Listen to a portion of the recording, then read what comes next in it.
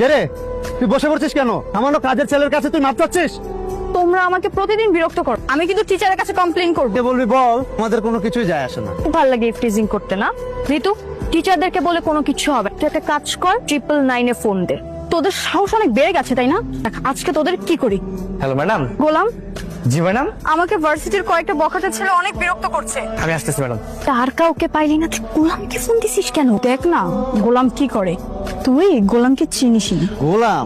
সেটা আবার কে রে? এটা তো ঠিক চিনলাম না। গোলামকে একবার আসতে দে, তোদের এক একটা এমন অবস্থা করবে জীবনেও ভুলতে পারবি না। 2 টাকার ছাগলের বাচ্চা এসেছে বাঘের কাছে। আয় ছাগল। এতক্ষণ তো ডিস্টার্ব করেছি, এখন চুমু খাবো। কিসে ভাই চুমু দিবেন মানে? হ্যাঁ,